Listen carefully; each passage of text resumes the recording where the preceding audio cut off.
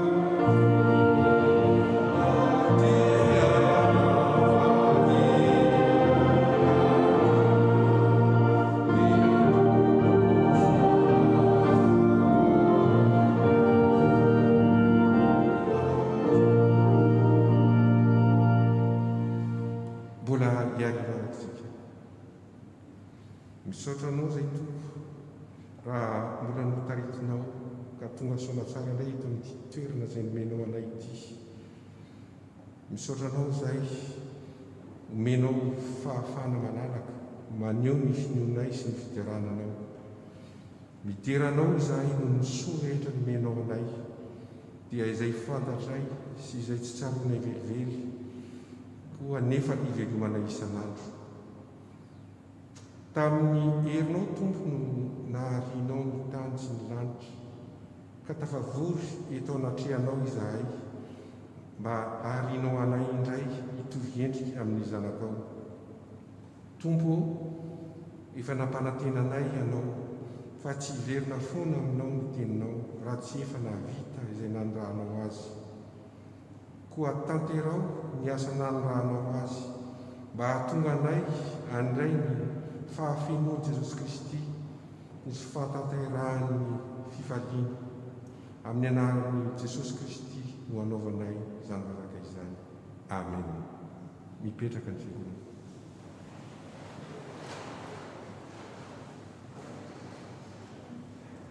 Ry havana, inoy ampanajana ny teny manambara ny sitrapon'Andriamanitra. Hoy Jehovah tompony maro, ny zanaka dia manaja ny rainy ary ny mpanompo dia manaja ny tompony. Koa raha ray aho, aiza ary ny atrako, ary raha tompo aho, aiza ny tahotra ahy. Andriamanitra no atahory ary ny didiny no tandremo, fa izany no tokony ataon'ny olona rehetra. Mbola iary vavakantsika.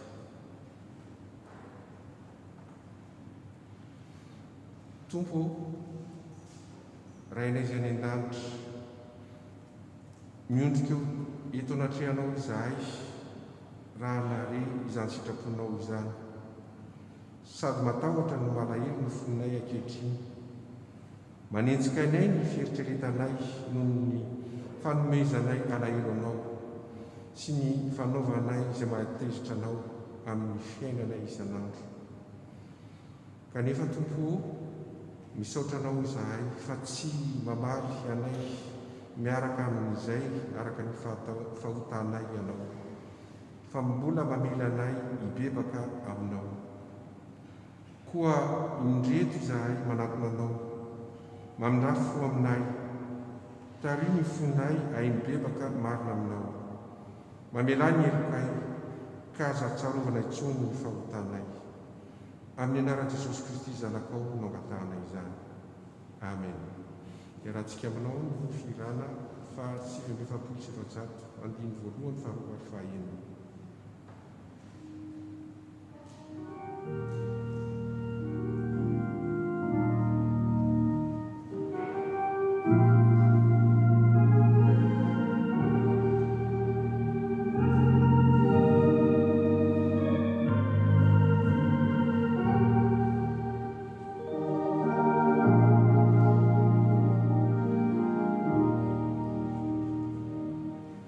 Sorry.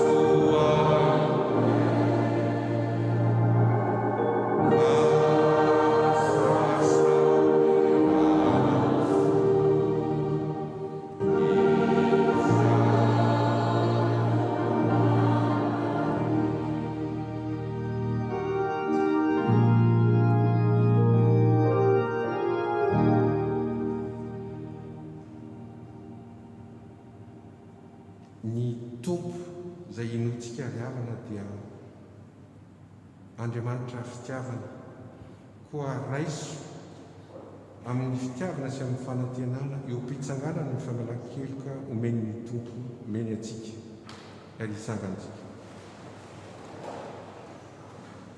Hoy izy, izay maneno teny ka mino izay naniraka ahy no manana fiainana mandrakizay ka tsy ho eloiny. Fa toy izao no mitiavan'Andriamanitra izao tontolo izao, nomeny ny zanan'ilay tokana mba tsy ho very izay rehetra mino azy, fa anana fiainana mandrakizay. Ary amin'izany dia tsy misy fanameloana ho an'izay eo amin'ny Kristy Jesosy. Voavela ny helokareo ny anara-masina. Amen. Iarahantsika manao ny hira fa amin'ny folo sy dimanjato.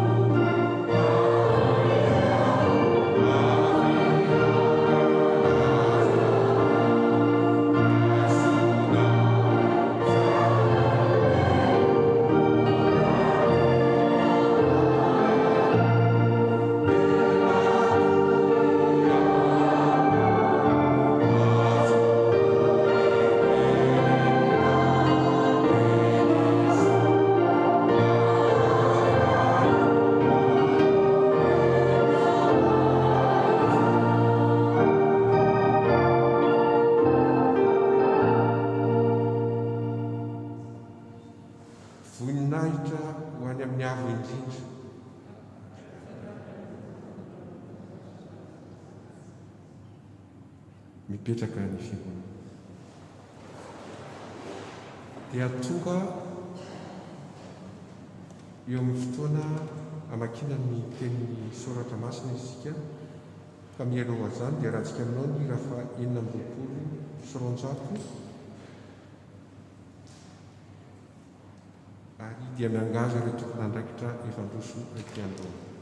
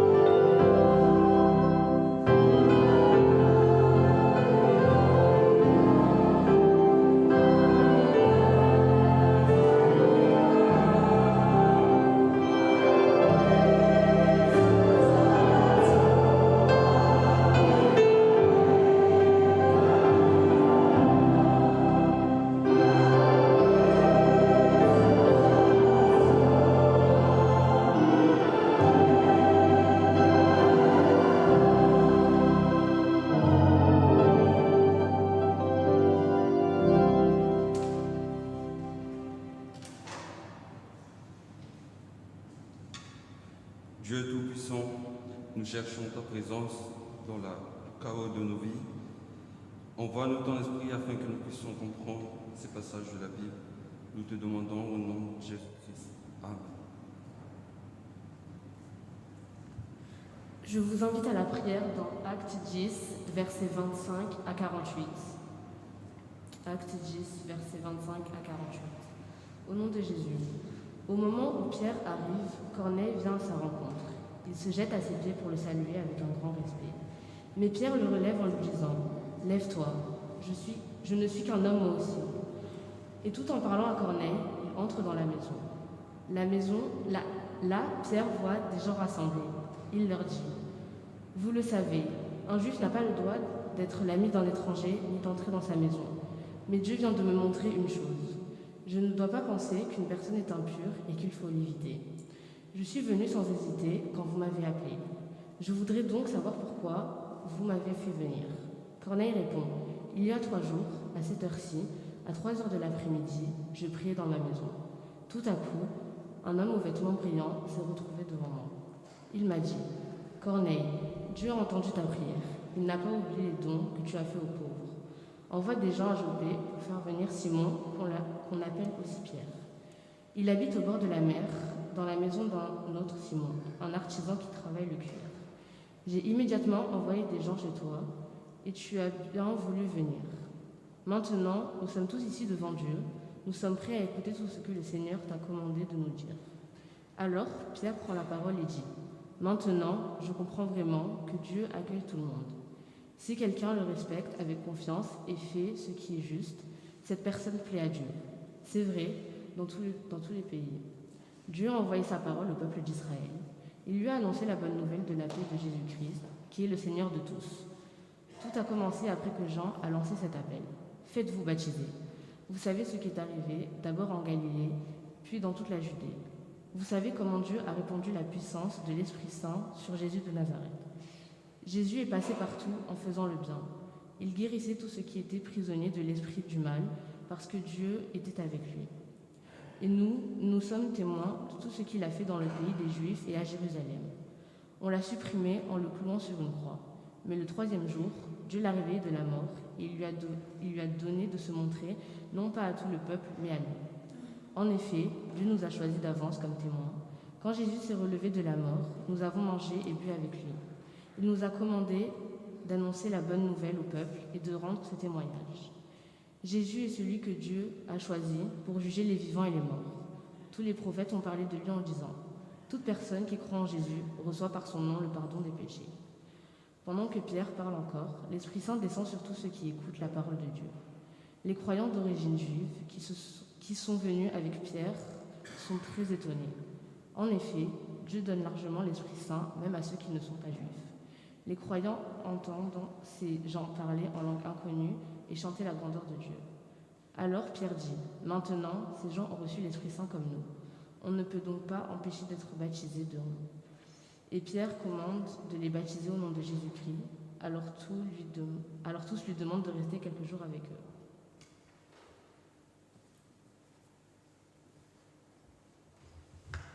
Nous continuons la lecture dans 1 Jean, chapitre 4, versets 7 à 10. Le premier épître de Jean, chapitre 4, versets 7 à 10. Aimés parce que Dieu nous a aimés le premier. Mes chers amis, aimons-nous les uns les autres, car l'amour vient de Dieu. Celui qui aime est né de Dieu et il connaît Dieu. Qui n'aime pas n'a pas connu Dieu, car Dieu est amour. Voici comment Dieu a manifesté son amour pour nous. Il a envoyé son Fils unique dans le monde pour que, par lui, nous ayons la vie. Voici en quoi consiste l'amour. Ce n'est pas nous qui avons aimé Dieu, mais c'est lui qui nous a aimés. Aussi a-t-il envoyé son Fils pour expier nos péchés.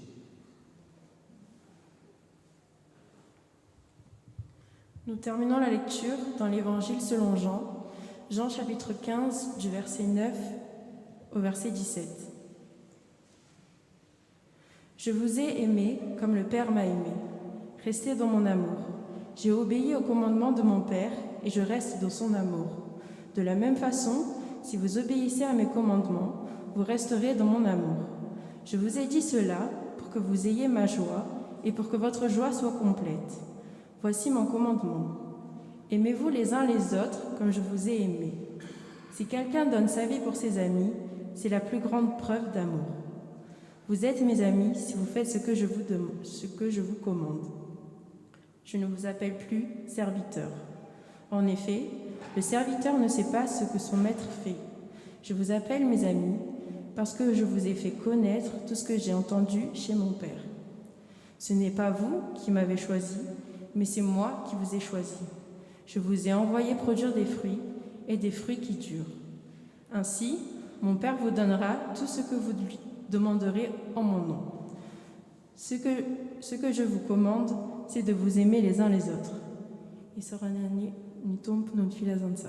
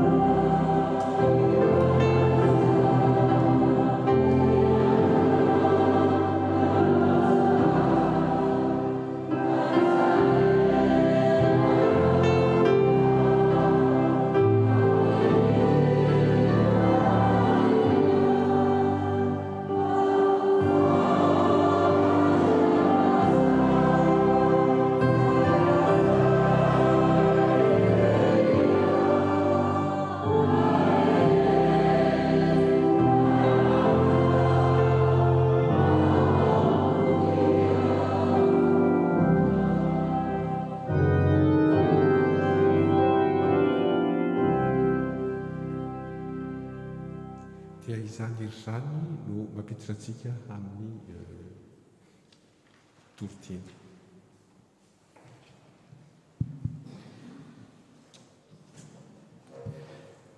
Dia faly miaraba antsika rehetra tafahoana indray ary ampanetretena indray no ifampizarako amintsika ny tenin'Andriamanitra androany. Ny loha hevitra moa zany azontsika hitariana azy amin'ntinana azy dia hoe ny tena fitiavana mampianatra antsika ity sy azahoantsika ny tena faliana lavorary. Ny tena fitiavana mampianatra antsika ity sy azahoantsika ny hafaliana lavorary. Ka mba azahoantsika ny tenin'Andriamanitra androany dia misy ilay atao hoe clé de lecture atakarantsika azy tsara. Ka misy anankiroa izy ireo mba azahoantsika ny tiany tenin'Andriamanitra ho lazaina amintsika androany. Dia ny voalohany misy ilay hoe contexte hoe aiza ho aiza amin'ny filazantsara moa ity andalan-tsoratra masina noenoantsika teo ity. Dia ao ka ro fantatsika tsara fa ity filazantsara noenoantsika teo ity dia teo anelanelan'ny sakafo farany izay nataon'i Jesosy niaraka tamin'ny mpianany sy nanasan'i Jesosy ny tongotry ny mpianatra.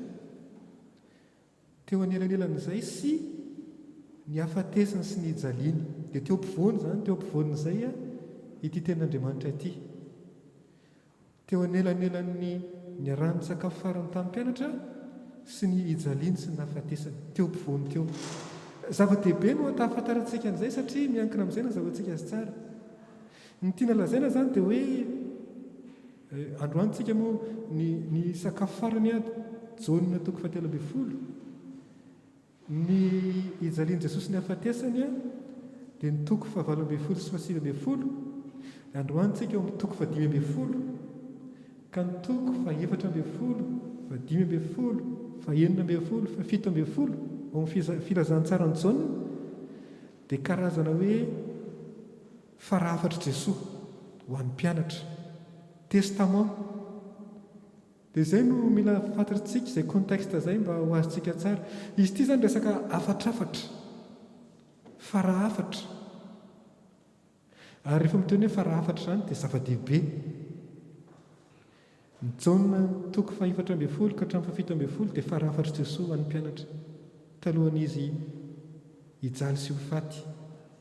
Raha ka ohatra vitsivitsitsika ao amin'ny toko fa 14 ohatra dia miteny Jesosy hoe aza malahelo ny fonareo, mino an'Andriamanitra nareo ka mino akoho. Manafatra antsika izy. Ao amin'ny toko fa 15 izay nianotsika tamin'ny herin'ny androany dia miteny izy hoe tomoera amiko ary izaho ao aminareo. Izaho izy izy no fotoboaloboka ianareo ny sampana dia mitoera amiko mba havokatra be ianareo. Ary lazain'i Jesosy antsika tamin'ny heriny hoe raha tsy izany dia tsy hahefa nininona ianareo, tsy havita nininona ianareo. Mazava ny teniny. Dia miantso antsika izy mitoera amiko. Izay hoe hafatra lehibe. Ao amin'ny toko fa 19 dia miteny izy hoe mahatsara anareo ny fialako ny andehanako, fa raha tsy mandeha aho izy dia tsy ho avy aminareo ny fanahy masina, fa raha andeha aho dia irahiko aty aminareo izy. Izany ilay hafatra nataon'i Jesosy, fa raha hafatra daholo izany.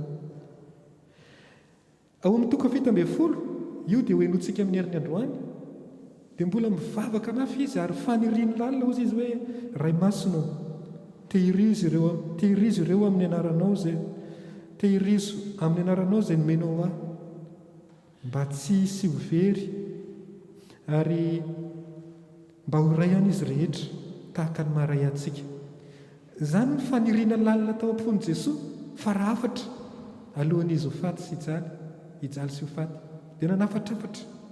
Ary androany tao amin'ny filazantsara teo dia farahafatra lehibe no nataony teo. Mahafinaritra ozy izy hoe ny andidiko anareo dia ny fankatiavanareo, ny andidiko anareo dia ny fankatiavanareo.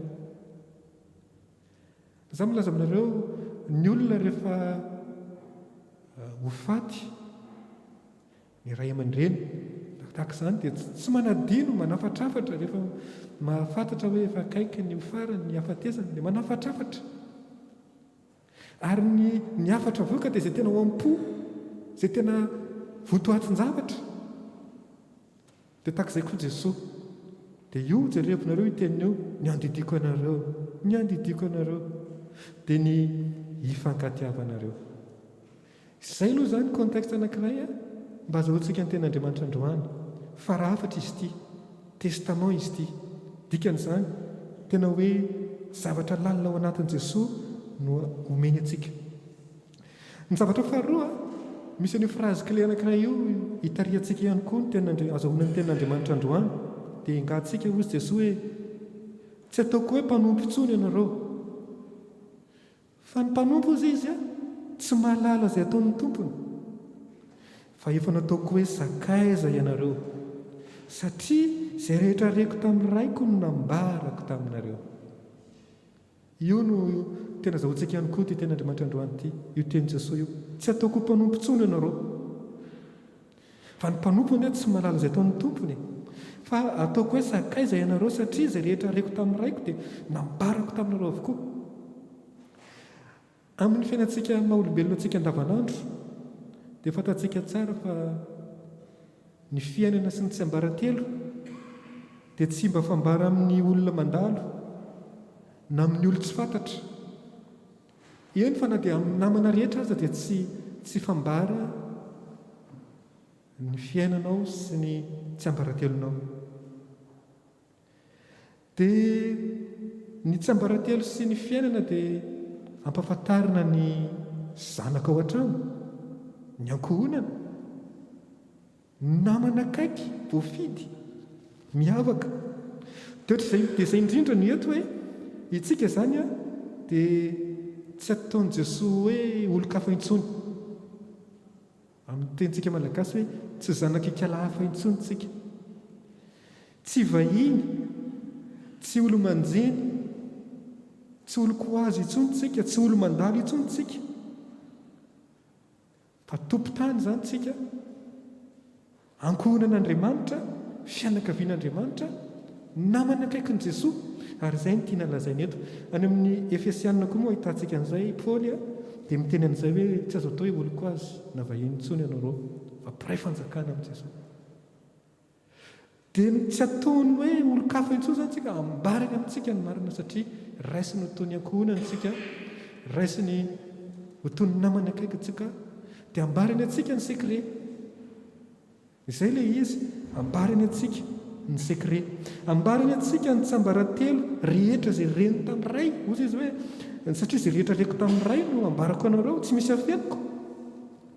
Ambarany atsika androany ary ny tena tsambaratelo, ny sekret, ny zavatra rehetra reny tamin'ny ray, ny tsambaratelon'izany fiainana zany, ny tena votoatin zavatra eto amin'ity fiainantsika ity. Inona ny tena votoatin zavatra? Dia tsy inona fa ny fitiavana. Io ilay didy lehibe indrindra, io ny tena votoatin zavatra, ny fitiavana. Io ilay tena zavatra lalina ao am-pony Jesosy ka ambarany atsika amin'izao farafatra zao, ary ambarany atsika amin'ny mazanany atsika, amin'ny mazandriny atsika, amin'ny manamany akaiky atsika, amin'ny mahankoniny atsika, fa tsy ataony zanaka ikalafa intsony itsika. Ny fitiavana. Inona ary ny tena fitiavana? Izay ny fanontaniana mipetraka zao. Tsy ilay hoe fitiavana matetika moa antsika vague, au sens vague du terme hoe fitiavana. Tsy izay ilay tiana resahana eto, tsy ilay fitiavana izao tontolo izao. Fa ilay fitiavana araka an'Andriamanitra. Satria Andriamanitra mihitsy no fitiavana. Ny maha-Andriamanitra n'Andriamanitra mihitsy no fitiavana. Dia izany indrindra no ambaran'i Jaona ao amin'ny taratasy voalohany soratany izay nanoantsika teo, vaky teny faharoa teo. Misy an'ilay teny tokana aman-tany, fehezanteny tokana aman-tany, teny mafonja milaza hoe Andriamanitra dia fitiavana. Io teny io dia tsy hitantsika afa-tsy eo amin'ny taratasy voalohany soratan'i Jaona ihany, eo amin'ny toko faha-efatra ny vakiana tamintsika teo, 9:9, sy eo amin'ny 9:11. Izay ihany no ahitantsika ny teny feno dia feno sy mahafinaritra eo amin'ny soratra masina, Andriamanitra dia fitiavana. Afaka milaza zavatra maro momba an'Andriamanitra tsika tsy raha ny avy zao, raha ohatra tsika zany eto hoe lazao ny fahitana ny hevitra momba an'Andriamanitra dia mifampizaha tsika. Na raha-pitso maraina aza mbola tsy vita, afaka miteny daholo ary afaka mahita lazaina daholo. Afaka manoratra boky momba an'Andriamanitra tsika ary afaka manao pejy maro isan-karazany. Fa fehezanteny tokana anankiray ihany no tena malaza an'Andriamanitra, malaza feno an'Andriamanitra, dia io hitantsika androany io, Andriamanitra dia fitiavana. Ka izay fitiavan'Andriamanitra izay zany no iantsonantsika, iainantsika, fa tsy hoe fitiavana dia hoe fitiavana vague amin'izao na fitiavana izao tontolo izao, fa fitiavan'Andriamanitra. Dia androany Jesosy hitantsika teo miantso amin'ny filazantsara hoe mitoera amin'ny fitiavako. Hitoetra amin'izay fitiavan'Andriamanitra izay tsika, atsoina hitoetra amin'izay fitiavan'Andriamanitra izay. Ary ozy izy hoe ity tahaka ny tiavako anareo. Ilay fitiavana zany tsy hoe fitiavana tsotra amin'izao, fa hoe tahaka ny fitiavan'Andriamanitra atsika. Izay ny tena fitiavana, fitiavan'Andriamanitra hiazahantsika iainana. Tsy hoe mity dia mity fotsiny, fa mity tahaka ny tiavan'Andriamanitra atsika, mitoera amin'ny fitiavako. Ary ozy Jesosy hoe mifankatiava toy ny tiavako anareo.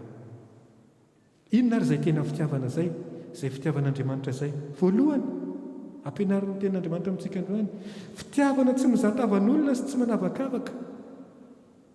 Hitantsika izany tao amin'ny vaky teny voalohany teo, boky mitantara ny asan'ny apôstôly.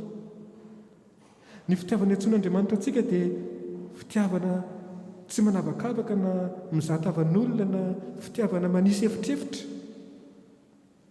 Fa kosa hitantsika teo ny vaky teny voalohany, nambaran'ny boky mitantara ny asan'ny apôstôly hoe nomen'Andriamanitra ny fanomezan'ny fanahy masina ihany koa ny jentilisa, tsy ny jody ihany no nahazo ny fanomezan'ny fanahy masina, fa hatramin'ireo hafa firenena, hatramin'ireo jentilisa, dia mba nirotsahan'ny fanahy masina ihany koa. Dia gaga ireo jody ireo, satria vahoana tao mba mahazo ny fanahy masina ireo nefa tsy jody. Ka izay Andriamanitra izy tsy manavakavaka, izy tsy manisy efitrefitra, izy tsy mizatavan'olona fa manome ny fahasoavany ho an'ny olon-drehetra. Dia hitantsika teo moa Piera vakivava mihitsy, dia entsika teo ny tenin'ny Piera ozy izy, hitako marina tokoa fa tsy mizatavan'olona Andriamanitra. Vakivava Piera ny teny, hitako marina fa tsy mizatavan'olona Andriamanitra. Fa izay matahotra azy sy manao ny marina dia akasitrahany. Na aiza firenena misy azy ozy Piera teo, na aiza firenena misy azy dia akasitrahan'Andriamanitra rehefa manantona azy, fa tsy ahilikiliny, tsy mizatavan'olona izy, tsonjony ihany fa itsika rehetra. Dia eo no tarihantsika koa hoe izy ilay Andriamanitra manome ny masoandro amin'ny tsara fanahy sy ny ratsy fanahy. Izy ilay Andriamanitra mandatsaka ny orana amin'ny marina sy ny tsy marina. Ao amin'ny Matthieu moa no ahitantsika an'izany, toko 5 ihany koa.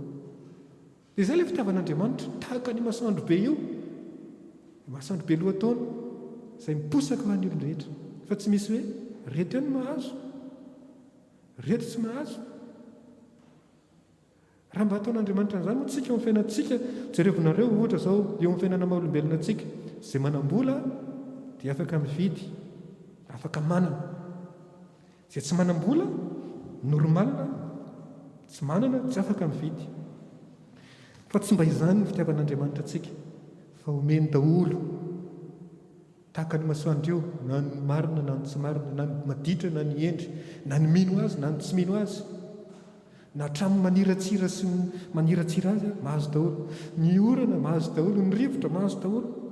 Izany fitiavan'Andriamanitra izany ny antsoina antsika fitiavana tsy manavakavaka, tsy manisy efitrefitra, tsy mialina, fitiavana tsy mialina. Ary Jesosy miteny hoe raha izay tianareo ihany no tianareo, inona ny tombontsoanareo amin'izany? Na ny tsy mpivavaka aza dia manao an'izany.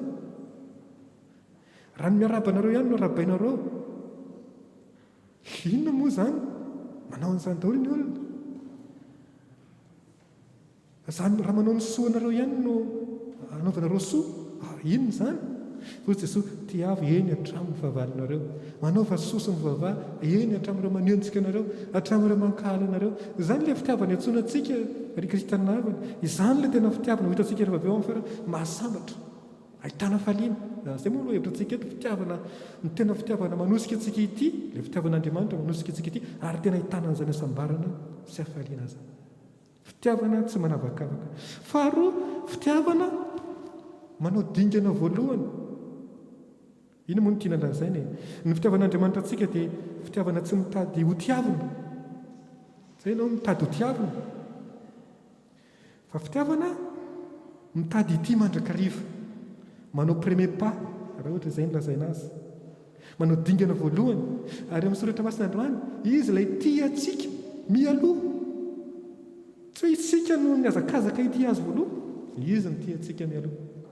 Ary izay mpoalazan'ny Joana teo, ny Joana teo amin'ny vaky teny faharoa, taratasy voalohany soratany toko 4 dia ozy izy hoe, ary nampiseho ny fitiavany antsika izy tamina ny raha anjanany latokana ho amin'izao tontolo izao, mba hahavelona antsika amin'ny alalany. Dia toy izany Joana ozy izy, ary toy izao izany fitiavana izany. Tsy isika ny tian'Andriamanitra raha teo, tsy isika ny tia azy mialoha, fa izy ny tia antsika mialoha. Sy naniraka ny zanany no sorom-panavotana antsika amin'ny fahotana. Izy ny tia antsika mialoha. Ny tena fitiavana dia manao premier pas mandrakariva izany. Tia mialoha, manao dingana voalohany, mitady, fa tsy hoe miandry ny ho tiavana. Ary eo amin'ny filazantsara moa dia mahafinaritra be ny teny Jesosy hoe tsy anareo nifidy ahy, tsy anareo nifidy ahy, fa izany nifidy anareo ka nanendry anareo mba handehana anareo sy havokary anareo ary haretany vokatrareo sy hanomezany raiko anareo izay rehetra angatahinareo amin'ny anarako. Mahafinaritra ny kristiana havana izany tenin'Andriamanitra izany, mamelombelona hoe kay Andriamanitra ny tia antsika mialoha, Andriamanitra ny matimaty amintsika mialoha, mitady antsika na maditra azy antsika, na mihodina aminy ary tsika, na mirevolta aminy ary tsika, na tsy miraraha azy ary tsika, dia tadiaviny mandrakariva. Izy ny tia antsika mialoha. Tsy anareo ozy Jesosy fa izaho. Matoa tsika kristianina tahaka izao dia aoko aloha fantatrareo voalohany tsy anohy tsika tsy isika ny masony indrindra, tsy isika ny tsara indrindra, tsy isika ny nainy fidy hoe kristiana. Non, izy nitarika atsika, niantso atsika, nanilo atsika tamin'ny fanahy masina ka mahatonga atsika alala azy tahaka izao, ho kristiana tahaka izao. Ka izay ilay fitiavan'Andriamanitra, fitiavana ozy ahy teo hoe tsy miandry ny hotiana, miandro ny hotiana ho tiavana, fa fitiavana miazakazaka amin'ity, manao dingana mialoha, premier pas, mitady. Fahatelo mampiavaka an'ity fitiavan'Andriamanitra antsoina antsika ity dia hoe fitiavana maimaim-poana, manontolo, tsy misy fetra. Ny fitiavana tian'Andriamanitra hiainantsika dia izay fitiavana izay maimaim-poana, tsy misy kajikajy. Ny tena olana indray amin'ny fiainantsika dia manao kajikajy. Izay tiako ihany no tiako, ihany no nanao an'izao anahy dia bon, rariny sitsiny raha mba averina aminy sy nataony. Tsy izany ny fitiavana iantsoana antsika izay kajikajy izay. Atelo kalao, antsika malagasy misy an'izay fomba fiteny izay, atelo kalao, manao adidy. Dia rehefa avy eo manantena koa fa mba ho avy koa ny olona nanao adidy aminao. Ohatra hoe amin'ny famadihana ina, ohatra iny nosoratana, fianakaviana iray ihany nanolotra zao ao atsika. Dia soratana mihitsy ny tadidiana, dia rehefa tonga koa no manao famadihana ilay olona, averina aminy ny adidy nataony. Izany ny fitiavan'izao tontolo izao izany, atelo kalao, kajikajy. Tsy fitiavana araka ny tentsika malagasy koa misy hoe domy tapany mba andoha herana. Kajikajy daholo izany, domy tapany mba andoha herana.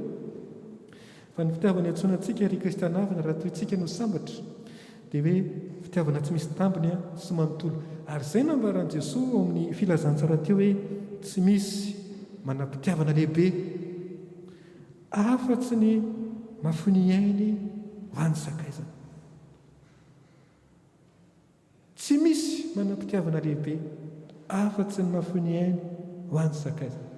Izany ny faratampony. Izay hoe manontolo total ary tsy misy kajikajy. Ary ny ainan'i Jesosy izany mato antsika izy, ny ainany izany. Misy teny anankiray izay tiako any amin'ny ao amin'ny jaunina toko 10 milaza hoe tsy misy maka ny aiko amiko fa ny tenako ihany mahafoy azy manolotra azy. Ambaran'i Jesosy izany, tsy misy afaky ny aka ny aiko amiko. Andriamanitra izy, tompon'ny hery sy ny hery rehetra izy, tsisy afaky ny aka ny ainy hamono azy, fa izy manome ny ainy ho antsika. Aoko tsapantsika izany ary lentiko anatin'ny fotsika eo, Andriamanitra no matomaty amintsika, fa tsisy afaky ny hoe hamono azy hanafaka ny ainy, fa izy no manome ny ainy ho antsika. Izay no rehefa miaino ny tadidinareo, rehefa niaina ny fijalian'i Jesosy tsika hoe rehefa tonga ny mpisambotra azy tao amin'ny Getsemani, tonga ny miaramila niaraka amin'ny fitaovam-piadiana isan-karazany nisambotra an'i Jesosy. Dia hoe Jesosy, iza no tadiavinareo? Dia namaly ireo hoe Jesosy avy any Nazareta. Dia hoy Jesosy hoe izany hoy izy. Dia rehefa niteny izy hoe, ao any amin'ny jaunina koa hitantsika izay, rehefa niteny izy hoe izao no izy, dia nanino no filazantsara? Niakarapoka daholo rao, niakarapoka tamin'ny tany daholo. Eto ny ilazana amintsika hoe tsy misy, Jesosy miteny izy hoe tsy misy maka ny aiko amiko, izany manolotra azy. Dia rehefa avy eo izy miteny hoe izany hoy izy, ety ary dia lasa izy nanolotra ny tenany dia izay vao afaka ny samborina, izay vao nafatotra sy ny sisa. Satria fitiavana manontolo, tsy misy fetra, manolotra. Izany ilay tena fitiavana iantsoan'Andriamanitra antsika. Amin'ny tenantsika izany rehetra izany ary kristiana havana dia ny fiainana izay tena fitiavana izay, fitiavan'Andriamanitra izay no tsy ambaratelo ny fiainana sy ny hafaliana ary ny fiadanana. Hoy Jesosy teo amin'ny filazantsara, izao ozy izy no milaza izany aminareo dia mba ho aminareo ny fifaliako ary mba ho lavorary ny fifalianareo. Izany milaza an'izany aminareo, farahafatra izany, izany no mameno ny foko ary tiako ampitaina aminareo. Izay ilay lazantsika teo farahafatra izy ity. Dia hoy izy hoe mba ho amintsika ny hafaliany ary mba ho feno, ho lavorary ny hafaliantsika. Izany ry kristiana havana no mahasambatra, mahafaly, ahitana faliana. Ary izany no mitondra mankany amin'ny atao hoe fahamasinana sy fahalavorariana. Izany eny mitondra mankany amin'ny fahamasinana sy fahalavorariana raha vitantsika izany, dia izay tsika ny masina. Raha miana izany tsika, dia izay tsika lavorary. Hivavaka isika ry kristiana havana. Ry Tompo Andriamanitra iarainay eo, ampianaro izahay iaina ilay tena fitiavana avy aminao. Tsy ny alana alahelo anie no tadiavinay, fa ny hanala alahelo. Tsy ny ho ampina anie no katsahinay, fa ny hanampy. Tsy ny hotompoina anie no tadiavinay, fa ny hanompo. Tsy ny ho anton'ny olona, fa ny hanantona. Tsy ny hotiana, fa ny ity. Satria sambatra kokoa ny manome noho ny mandray. Satria izay manome no tena mandray, izay mahafony eny no avonjy azy, izay mamela heloka no voavela heloka, ary izay maty ihany no hitsangako velona. Amen.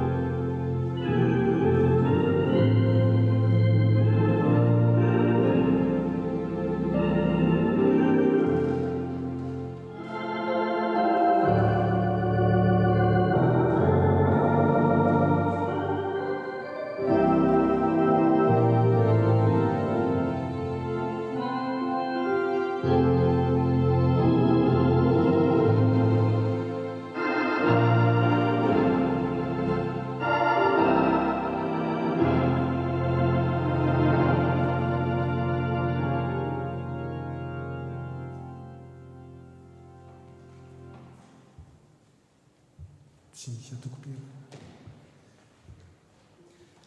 Manoloana izany afatra sy teny mafonja dia mafonja avy amin'ny mpanompo izany, dia andeha isika hitsangana hanambara ny finoantsika ry isangana. Mihinana Andriamanitra ray sy toa, mpanao lanitra sy ny tany aho.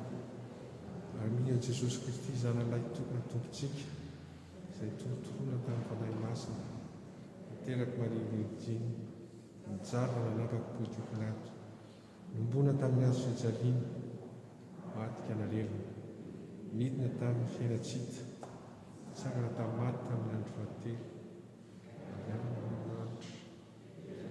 Andriamanitra ray tsy toa, avy any aveny ny tsara, ny velona sy ny maty.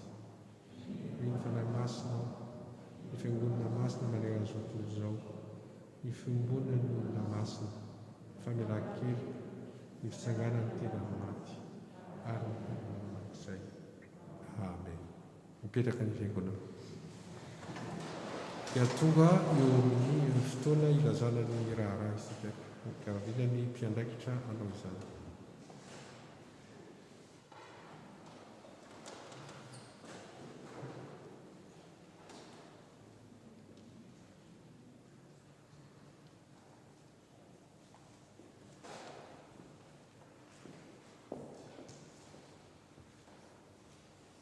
Miarabantsika indray natratra izao Alahady faharoa ny volana May izao ho amintsika hatrany anie ny fahasoavana sy fiadanana avy amin'ny Jesosy Kristy tompontsika. Miaraba manokana ihany koa any frère Jean-Charles Rakotondranaivo izay nanaiky an-tsitrapo ny antsotsika ary nitondra ny hafatra tamintsika androany. Dia ombanao hatrany anie ny tompo amin'ny asa izay niantony anao. Misaotra tompoko. Araka ny tenin'ny filoha teo moa izany dia congé ny mpitandrina manomboka tamin'ny alakamisy 6 May teo ka hatramin'ny asabotsy 15 May izany. Aoka tsy aro-ambavaka ny izy mianakavy hatrany isika. Misaotra filoha Rabe Manatsoa ihany koa nitarika amin'ny fotoana tamintsika androany. Ary koa misaotra ny ireo rehetra nandray anjara natotosa izao fotoana izao. Toy izao indray ary ny fandaharam-potoanantsika. Ny Alahady 16 May dia Alahady hitondranam-bavaka ny diakona sy ireo mpiandraikitra eto amin'ny fiangonana ka manomboka amin'ny 10 sasany izany. Avy eo ny Alahady 17 volana May fankalazana ny Pentecosta ary amin'ny andro lehibe izany dia isy fidirana indroa izany hoe anankiroa ny inscription manomboka amin'ny 7 ora maraina ary ny faharoa amin'ny 12 ora maraina. Isokatra androany ny fisoratana anarana ka hatramin'ny zoma 20 volana May amin'ny 12 alina. Raha vitsy moa tsika ny misoratra anarana dia mijanona fotoam-pivavahana anankiray ihany ka manomboka amin'ny 10. Fa raha ohatra kosa mihoatra araky ny fameana Covid dia tsy maintsy misy ny fotoam-pivavahana anankiroa ary ny diakona rehetra dia miasa amin'io andro io. Isy ny fandraisana fanasany tompo ary isy ihany koa ny valopom-bokatra izay fanaontsika isaky ny andro lehibe valopom-bokatra amin'io. Dia misaotra tompoko. Ny fanajana ireo fepetra rehetra momba ny fiarovana amin'ny Covid dia mitohy hatrany ny fisoratana anarana izany. Aza diny fa amin'ny lien izay efa nalefa tamintsika teo aloha no ahafahantsika misoratra anarana isaky ny Alahady. Na ihany koa miantso ny larana 06 15 49 41 85. Ny fanajana ny elanelana 2 metatra izay zava-dehibe tokoa ary ny carré familial izany hoe tokony ny zanaka sy ny ray aman-dreny dia tokony ary hipetraka. Manamarika satria manahirana ihany indray ilay mamerina foana ny olona hoe nareo miara-mipetraka etsy ka tokony itsika ray aman-dreny izany tokony mba hameny ny zanantsika mba hiara mipetraka amintsika mba hatanterahany izay famehana izay. Ny fitondrana masika dia izay rehetra izay dia isan-Alahady tokony respektentsika. Ny fampitana amin'ny fotoam-pivavahana amin'ny Facebook sy ny Zoom dia mitohy hatrany. Ny fianarana soratra masina isaky ny zoma hariva amin'ny alalan'ny Zoom dia mitohy hatrany ihany koa. Na dia tsy eo ary ampitandrina dia mitohy hatrany ny fianarana soratra masina. Ny sekoly Alahady dia miverina amin'ny Alahady izao amin'ny 7 ora maraina ary ny catéchumène dia amin'ny 7 ora maraina ihany koa. Ny groupe ASB no miasa amin'ity volana May ity. Vaovao avy amin'ny sampana fifoazana. Manomboka ny asabotsy 15 volana May izao dia miverina aty am-piangonana ny fotoam-pifoazana isaky ny asabotsy maraina amin'ny 7 ora sy sasany izany ny birao. Sampana SLK. Ny sampana SLK izay efa naverina malazaina tamintsika ray volana lasa izay dia anao ny AG voalohan'ny taona faha 20 sy 20 izy ireo ny asabotsy 15 volana May izao eto am-piangonana. Misaotra tompoko. Filazana avy amin'ny sampana SVK. Ilazana isika SVK fa ny zaikabe virtuel dia atao eto amin'ny fiangonana ny 15 volana May izao manomboka amin'ny 2 ora. Ho fanomanana ny zaikabe LDF fetin'ireny araky ny mail izay efa nalefa dia iangaviana isika SVK mba hijanona fa androany aorian'ny culte ny fivoriantsika ny birao SVK. Sampana nasional zava-maneno. Festival RNS-ZM 2021 se déroulera le 14, 15, 16 mai en direct sur YouTube du vendredi 20h30 au samedi toute la journée et dimanche matin. Atelier, témoignage, élèves, artistes. Le thème, ce sera « Moi en eux et toi en moi » afin qu'ils soient parfaitement un et que le monde connaisse que tu m'as envoyé et que tu les as aimés comme tu m'as aimé. Jean 17, 23. Cet événement est ouvert à tous sur YouTube. Pour plus de détails et programmes complets, se rapprocher des musiciens de l'Église. Merci. Opération pièce jaune.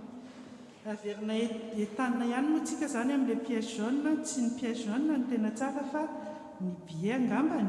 Fa kosa izay ny hahatonga antsika. Ka dia manentana antsika hatrany amin'ny pièce jaune afaka mitondra izany teny izao isika ka amenan'ny ekipa finance. Na ihany koa hoentintsika ny amin'ny ahady 13 juin izay natokantsika hitondrana mavaka ny ezaka trano. Ary manentana ihany koa ireo izay mbola maniry ny hanao souscription izay tena zava-dehibe tokoa izany ka afaka manantona ny ekipa finance ihany koa raha mila fanazavana momba izany ianao. Fiantsoana fivoriana. Antsoina isika komity sy ny loholona hanatrika ny fivoriana ara-potoana androany hariva amin'ny 9 hariva ka hatramin'ny 7 ora. Amin'ny alalan'ny Zoom toy ny mahazatra manentana antsika ho tonga maro. Banque alimentaire, misokatra hatrany ho antsika ny banque alimentaire, aza misalasala maka raha ohatra misy namantsika na havantsika tsy voatery hoe malagasy ako am-piangonana izany, fa izay connaissance antsika ka mandalo fahasahiranana amin'izao fotoan'izao dia afaka maka izany atsy amin'ny sala catéchumène ao ambadika isika. Raha misy kosa moa maniry ny hanohana izany banque alimentaire izany dia raisina tanandroa izy ireo. Toy izao indray raha nirakitra azotsika tamin'ny alahady 2 mai teo 240 20 centimes ary ny ezaka trano 241 € 40 centimes ary ny adidy dia 240 €. Ny ekipa finance dia vonina trany ny andray ny adiditsika etsy aoriana. Misaotra tompoko an'Andriamanitra irery any voninahitra.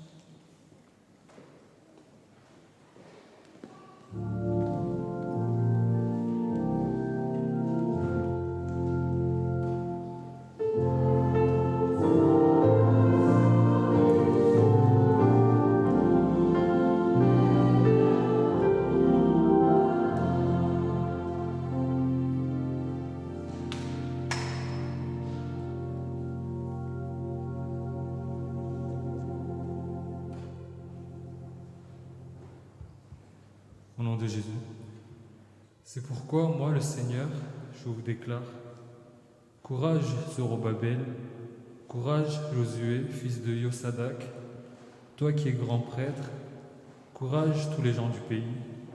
Mettez-vous au travail, je suis avec vous, je vous le déclare, moi, le Seigneur de l'univers.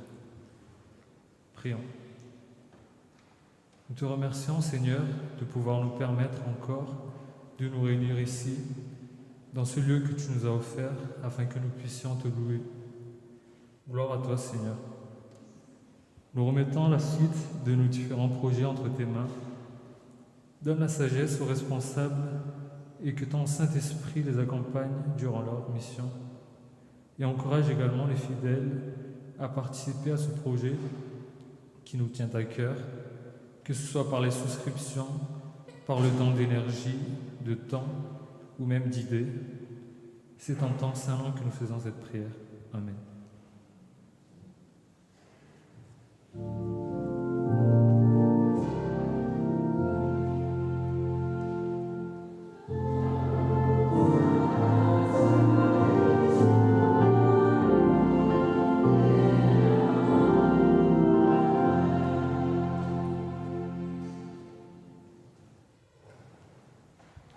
Misaotra ny tompon'andraikitra milaza ny raharaha teo mamela kely nareo anampy kely fohy fotsiny aho fa voandresana sy vice président teo moa izy ity fa tsy voarazana tsy voapita taminy ilay nanatsiny iarahantsika malala fa nisy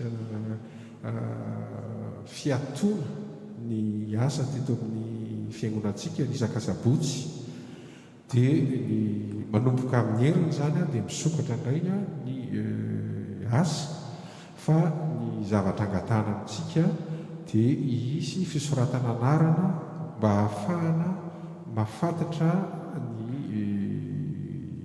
fivezivezena satria izay ny antony nahatonga n'le fidina nisy somary nisy tsy fantana loatra zany misy alina ka ny lahatitsika dia mifantatra hoe izy any ao mahafantatra hoe amin'ny resaka amin'ity covid zany tidra hoe lalàna dia mametraka antsika tsy maintsy misy traçabilité dolidoly ka zay resahana sy vice président teo hoe mba angatahana zany tsika zay tonga sabotsy a samy tonga ao a dia samy na raha misy sampana dia mba manoratra ny anaran'izay mpikambana tonga ao dia ohatran'izay koa ny asa zay toko fandaminana fotsiny le izy fa tsy hoe fanasarotan-javatra sotra tompoko dia mametraka zany asa rehetra zany ho an'Andriamanitra. Dia tonga eo amin'ny fotoana anaovana ny rakitra isika rakisorana ka fanatanterahana izany dia hoe rahantsika manao ny hira fahatelo amby 500.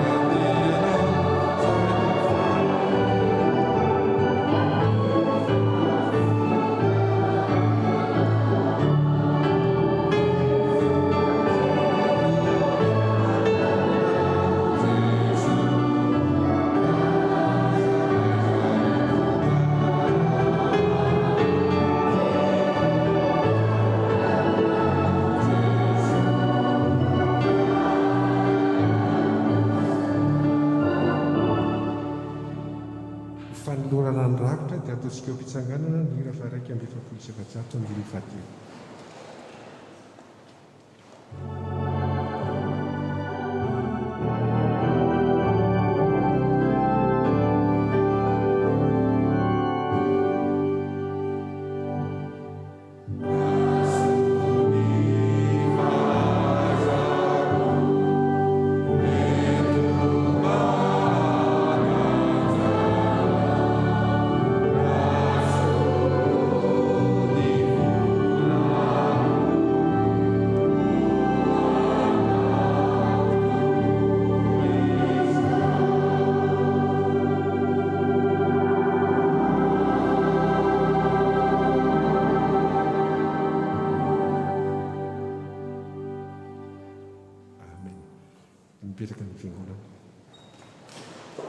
dia tonga amin'ny fotoanan'ny tanora isika.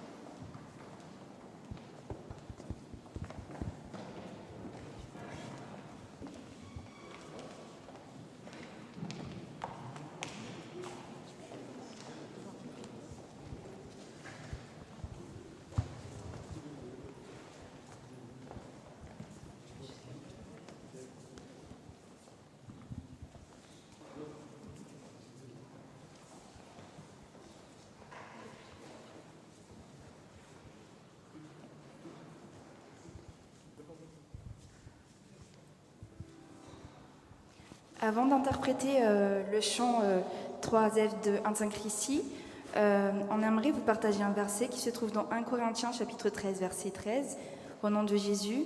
Maintenant, ces 3 choses demeurent, la foi, l'espérance et l'amour, mais la plus grande des 3 est l'amour.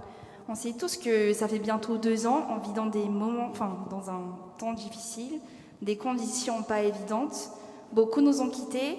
Beaucoup n'ont plus d'espoir finalement en fait et on se rend vraiment compte que l'homme est petit, l'homme est égoïste, on ne maîtrise rien, l'avenir est incertain tout simplement. Et on aimerait juste vous poser une question, sur quoi notre vie est basée, sur quoi ma vie est basée, sur quoi ta vie est basée. Et vraiment les paroles de cette chanson nous incitent à placer notre foi, notre espérance en lui, en Dieu, parce que finalement, tout ici est éphémère et tout ici est incertain. Et finalement, nous, on peut dire, ce n'est plus moi qui vis, mais le Christ qui vit en moi. Et ça nous incite vraiment à lâcher prise dans notre vie de tous les jours, à aimer Dieu, aimer nos prochains, aimer nos familles, tant que nous sommes vivants, tant que nous le pouvons, parce qu'après, c'est trop tard, en fait. Et comme ce qui a été dit pendant la prédication, aimer pas simplement nos amis, pas simplement nos familles, mais aimer aussi peut-être ceux que nous considérons comme ennemis tous les jours.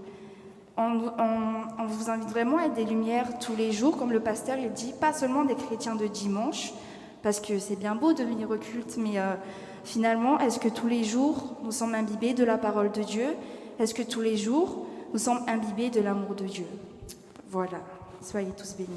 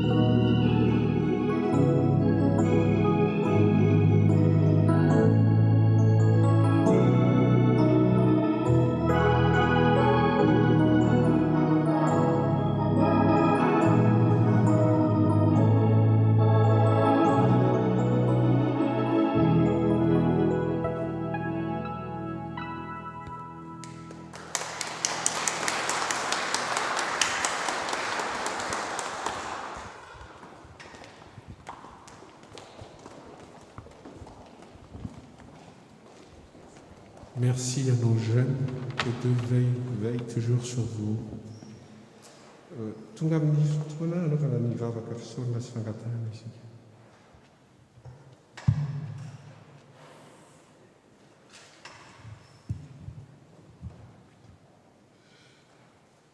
Nous prions.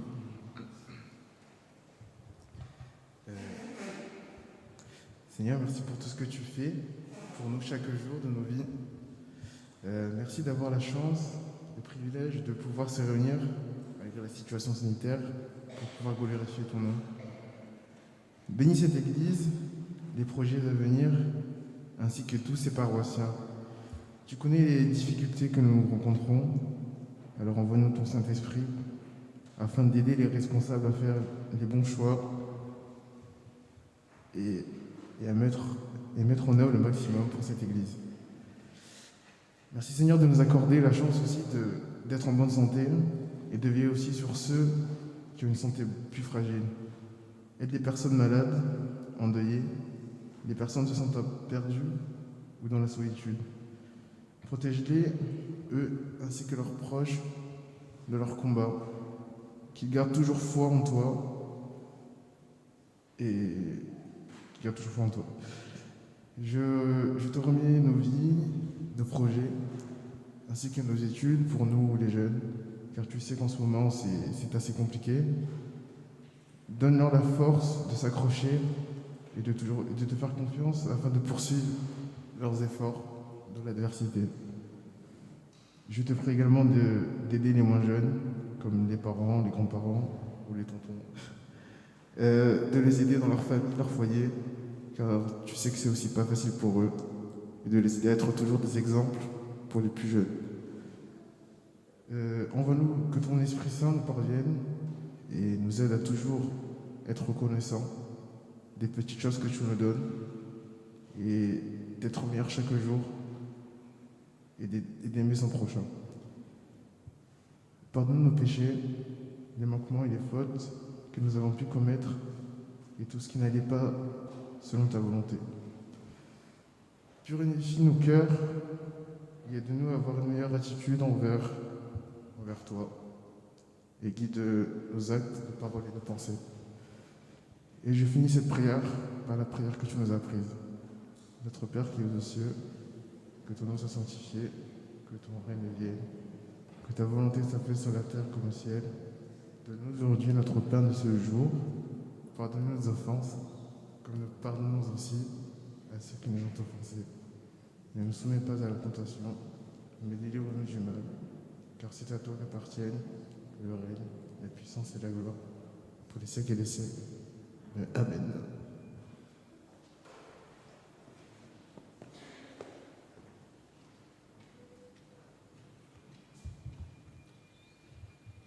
Misaotra n'Andriamanitra lehibe tsika hiavana raha natsotsotra somatsara ny fotoana rehetra androany. Koa mialohan'ny avatra tsotsotrano dia raha tsika manao ny firana fanampiny fahatelo, ary ao aorianany izany kosa dia ny firana fanampiny fahasivy. Eo am-pitsanganana anaovantsika izany.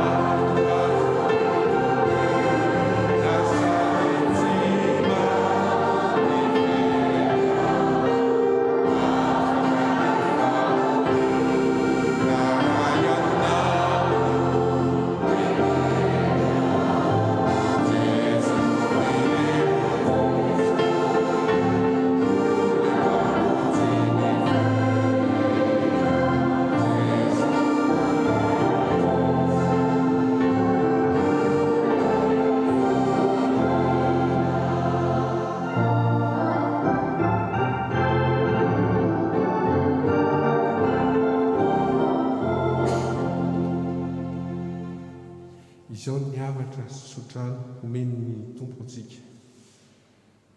Andriamanitra ny fiadanana hahamasina anareo samy ho tanteraka, koa aoka arovana avokoa ny fanahinareo sy ny ainareo ary ny tenanareo ho tanteraka ka tsy hanantsiny amin'ny fitiavan'i Jesosy Kristy tompontsika.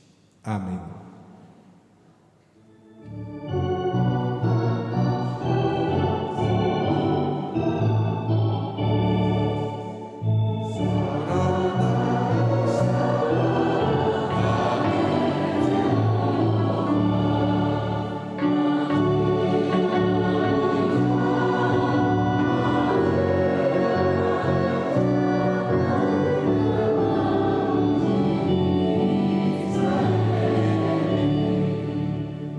Sa